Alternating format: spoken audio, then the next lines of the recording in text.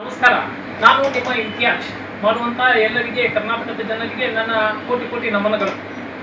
ಬಂಧುಗಳೇ, ಇವತ್ತಿನ ದಿವಸ ನಾವು ಹೇಳುವುದೇನಪ್ಪ ಅಂತಂದ್ರೆ, ಮೇ ತಿಂಗಳು ಈಗಾಗಲೇ ಪ್ರಾರಂಭ ಆಗಿದೆ. ಈ ಮೇ ತಿಂಗಳಲ್ಲಿ ಬಿಸಿಲಿನ ತಾಪ ಎಷ್ಟಾಗಿದೆ ಅಂತಂದ್ರೆ, ವಯೋವೃದ್ಧರು ಇರಲಿ ಅಥವಾ ಚಿಕ್ಕ ಮಕ್ಕಳು ಮಧ್ಯಾಹ್ನ 12ರಿಂದ 4 ಗಂಟೆ ಒಳಗಡೆ ಅವರು ಹೊರಗಡೆ ಹೋದಂಥ ಸಂದರ್ಭದಲ್ಲಿ ಹೊಳ್ಳಿ ಮನೆಗೆ ಬರ್ತಾರೆ ಅನ್ನುವಂಥದ್ದು ಯಾವುದೇ ಗ್ಯಾರಂಟಿ ಇಲ್ಲ. ಅದಕ್ಕಾಗಿ ಸಾರ್ವಜನಿಕ ಸ್ಥಳಗಳಾಗಿರತಕ್ಕಂಥ ಬಸ್ ತಂಗುದಾಣ ಇರಬಹುದು, ಬಸ್ ನಿಲ್ದಾಣ ಇರಬಹುದು, ಅಥವಾ ಸಾರ್ವಜನಿಕ ಆಸ್ಪತ್ರೆಗಳು ಇರಬಹುದು, ಸರ್ಕಾರಿ ಕಚೇರಿಗಳು ಇರಬಹುದು.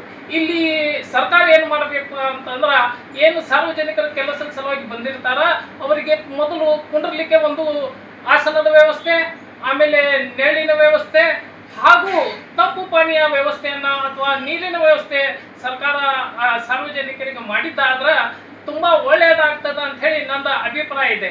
ಇದರ ಜೊತೆಗೆ ನಾನು ಸಾರ್ವಜನಿಕರಿಗೆ ಒಂದು ವಿಶೇಷ ಮನವಿಯನ್ನು ಮಾಡ್ತೇನೆ. ಈಗ ತಾಪಮಾನ ಹೆಚ್ಚಾಗುತ್ತಿರುವುದರಿಂದ ಮಧ್ಯಾಹ್ನ 12ರಿಂದ 4 ಗಂಟೆ ಒಳಗಡೆ ತಮ್ಮ ಕೆಲಸಗಳನ್ನು ಅದರ ಒಳಗಡೆ ಮಾಡ್ಕೊರಿ, ಇಲ್ಲಾಂದ್ರೆ ಅದು ಆದ ನಂತರ ಮಾಡ್ಕೊರಿ. ಸರ್ಕಾರವು ಇದರ ಸಲುವಾಗಿ ವಿಶೇಷವಾಗಿ ಸರ್ಕಾರಿ ಕಚೇರಿಗಳಲ್ಲಿ ಇದನ್ನು ಹೊರತಾಗಿ ಟೈಮನ್ನು ಹೆಚ್ಚಿಗೆ ಮಾಡಿ ಸರ್ಕಾರಿ ಕಚೇರಿಗಳನ್ನು ಚಾಲೂ ಮಾಡಬೇಕಂತ ಹೇಳಿ ಈ ಮುಖಾಂತರ ನಾನು ಆಗ್ರಹಿಸುತ್ತೇನೆ.